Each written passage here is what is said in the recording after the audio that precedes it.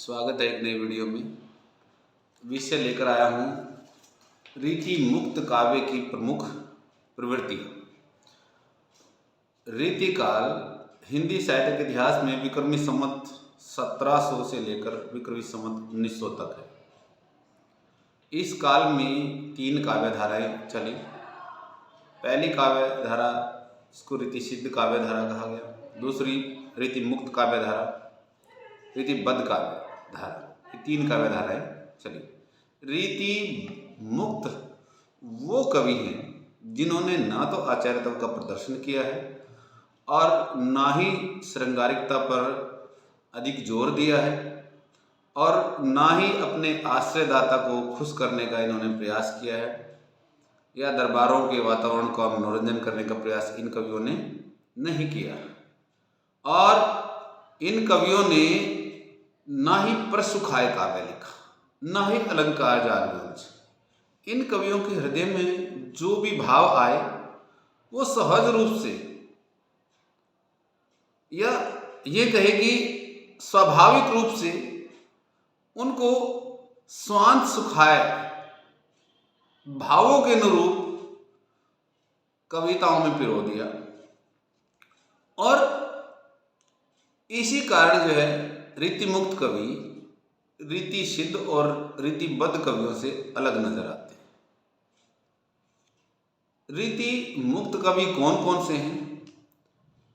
प्रमुख कवियों में घनानंद आते हैं, आलम, बोधा, ठाकुर, द्विजदेव और भूषण। रीति मुक्त काव्य में श्रृंगारिक दृष्टिकोण के साहित्य के साथ साथ भक्ति का, नीति का और वीर रस का काव्य रचा है।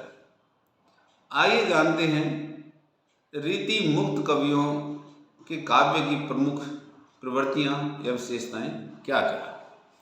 सबसे पहले आता है स्वच्छंद प्रेम।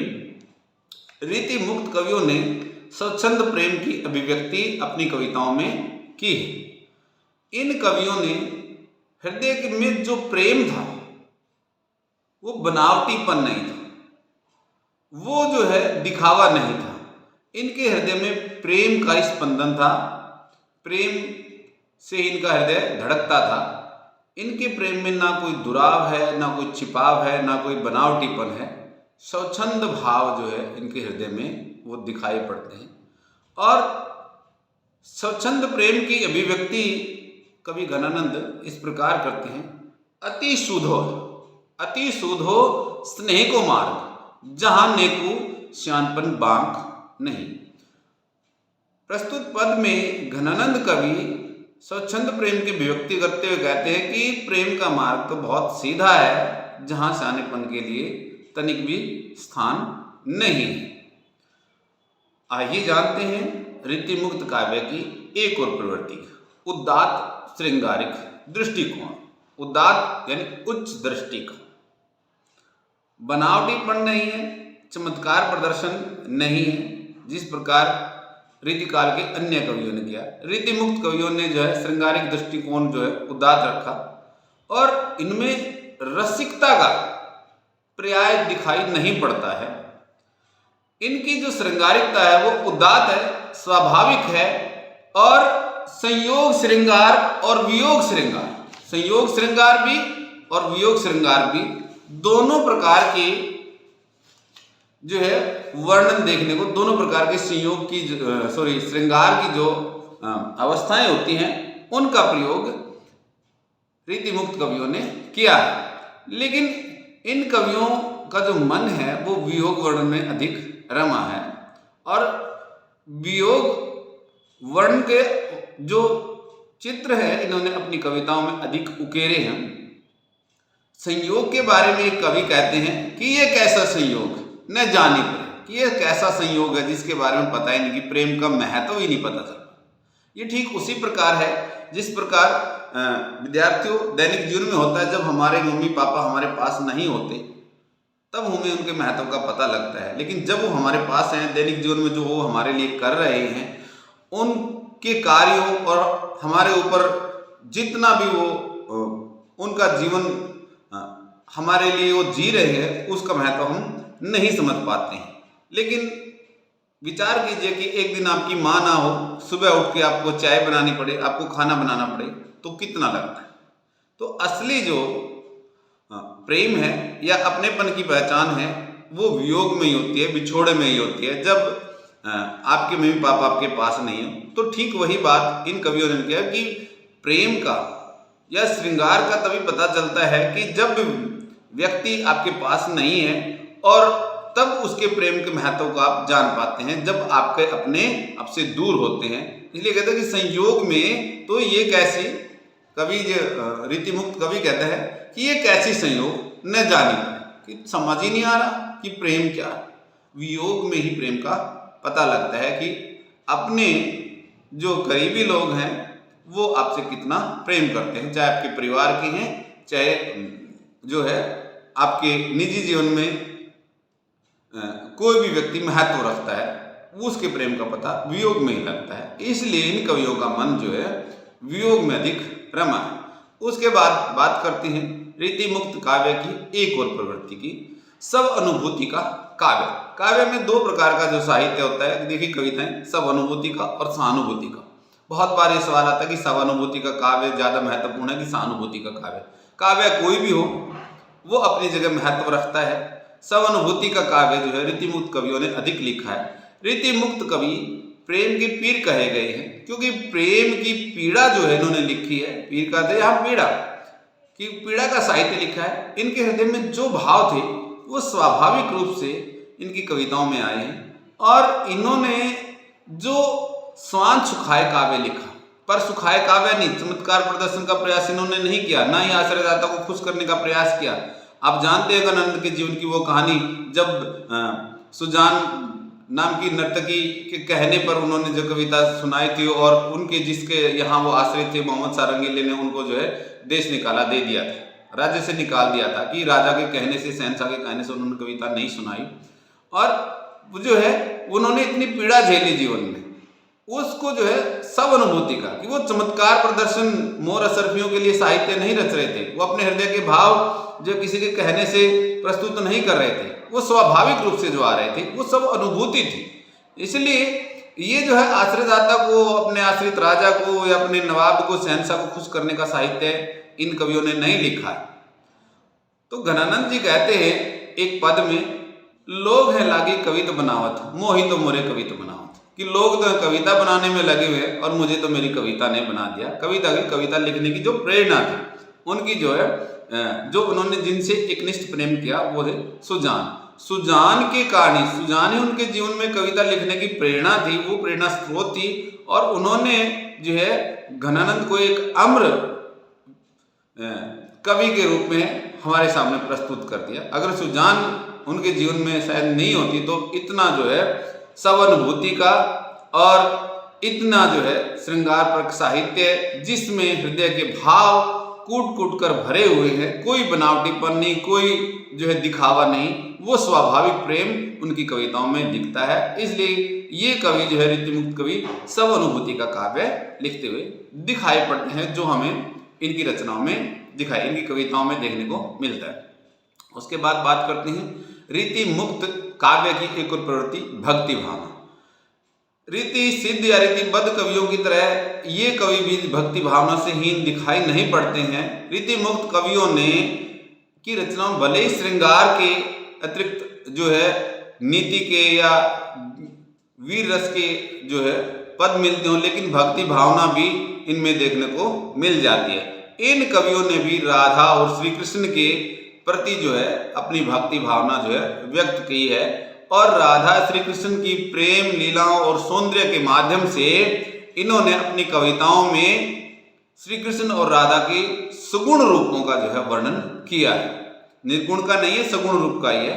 तो एक पद में कहते हैं, न व राधिका कहना सुमरिन को भाना, कि आज वो राधा और श्री कृष्ण नहीं है, ये तो सिर्फ सुमरिन का बहाना है, इनको याद करने का बहाना है, उनको जो है उनकी पूजा अर्चना करने का बहाना है। फिर वो याद तो कर रहे हैं, उनको उनका नाम जप रहे हैं, उनके अंदर वो भक्ति भाव नजर आते हैं।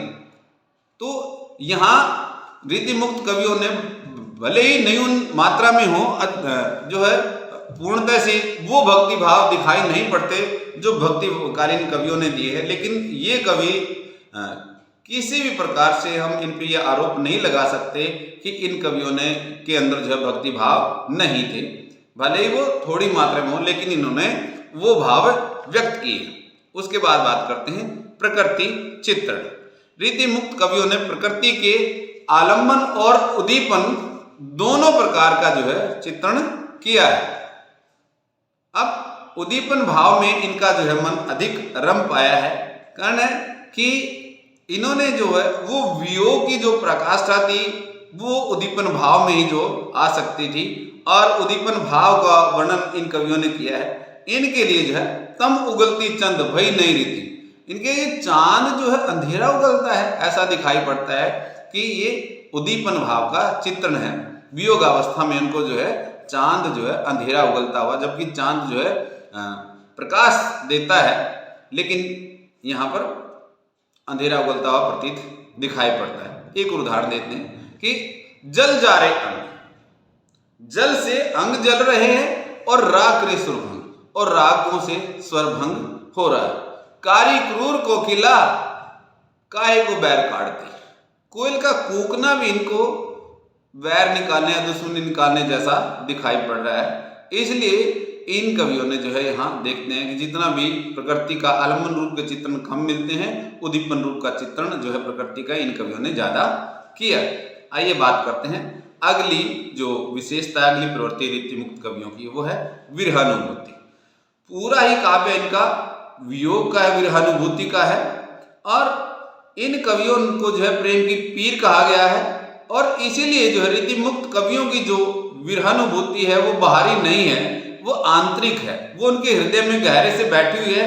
इनकी विरहानुभूति इनके हृदय में मथी हुई है। जिस प्रकार हम दही से जो है मक्खन निकालते हैं उसको मथ के, तो वैसा ही जो है प्रेम अभिव्यक्त इन्होंने किया है। वो मक्खन है इनका प्रेम, जिसमें कोई बनावटीपन नहीं, कोई जो है मिर्च मसाला नहीं लगाया, जो वो वास्तविक है।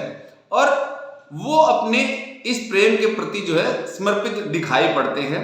और इनकी भी विरहानुभूति में जो प्रेम की विषमता भले ही हो, इसमें उपालभ की तीव्रता है। उपालभ जिसको हम हरियाणवी में उल्हाना कहते हैं और हिंदी में कहते हैं कि ताना। तो इन्होंने जो है वो खूब ताने मारे हैं अपने प्रिय के ऊपर, खूब उपालभ या हरियाणवी में कहें तो उल्हाने दिए हैं। वो तीव्रता दिखाई पड़ती है। इनकी वियोग अवस्था में पीड़ा है, वेदना है, और वो कसक जो है वो गहरे से बसी हुई है। और रीति मुक्त कवि के जो है रोम रोम में, उसके हृदय में जो है अपने प्रिय का की जो है छांव, प्रिय का आभास जो है हर समय दिखाई पड़ता है। तो विरहानुभूति में के बारे में कवि घनानंद कहते हैं, समझे कविता घन आनंद की, समझे कविता घन आनंद की आखिर नेह की पीर तक। कि अगर घनानंद की कविताओं को समझना है तो आंखें नहीं, कि उनकी आंखों में जो नेह प्रेम है उस पीड़ा को समझिए, तभी जो है आप घनानंद की कविताओं को समझ पाएंगे। जब तक आप घनानंद की आंखों में बसी पीड़ा को नहीं समझ पाएंगे, तब तक उनकी कविताओं को जो है मर्म को, उनको जो है गहरे से आप समझ नहीं पाएंगे। अब आइए बात करते हैं अगली जो विशेषता है, अगली जो प्रवृत्ति है वो है नीति का काव्य।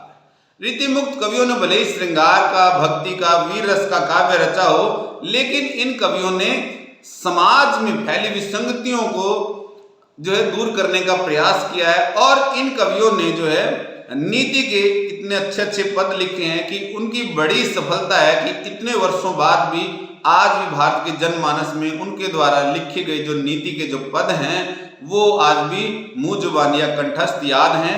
और वो जो उस समाज को जो है नई दृष्टि जो देते हुए प्रतीत होते हैं, और समाज को नए जीवन के रास्ते, नई दिशाएं दिखाते हुए प्रतीत होते हैं रीति मुक्त कवि।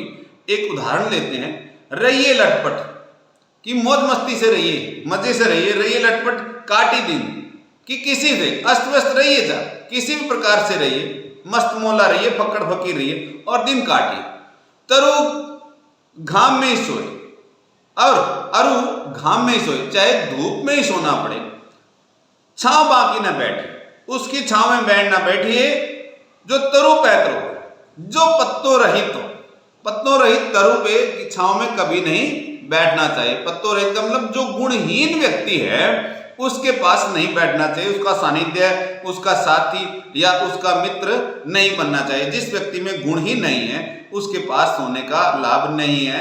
ये नीति, ये जो है एक नई दिशा दिखाते हैं कि आप अपने जीवन में संतुष्ट रहिए, जैसे भी हैं वैसे ही अपना समय बिताइए, अपने जीवन को काटिए। चाहे आपको कितनी भी, घाम में सोने का मतलब है घाम आंचलिक देशज शब्द है, चाहे आप कितनी भी मुसीबतों का सामना करें, लेकिन ऐसे व्यक्ति का साथ कभी नहीं करना है जीवन में जिसमें कोई गुण ही ना हो, और जिसमें कोई गुण ही ना हो, ऐसे व्यक्ति को जो है जीवन में उससे दूर हमें रहना चाहिए।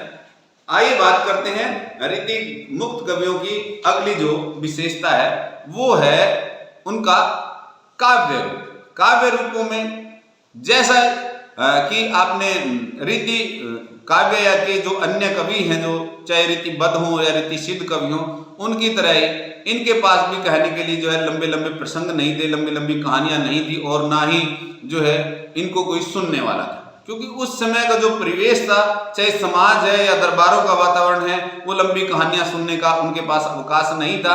इसीलिए रीतिबद्ध रीति सिद्ध कवि की तरह जो है रीति मुक्त कवियों ने भी जो है छोटे छोटे प्रसंगों को जो है वर्णित करने के लिए, अपने हृदय के छोटे छोटे भाव को आम आदमी के साथ या सबके सामने प्रस्तुत करने के लिए इन्होंने मुक्त काव्य को ही चुना।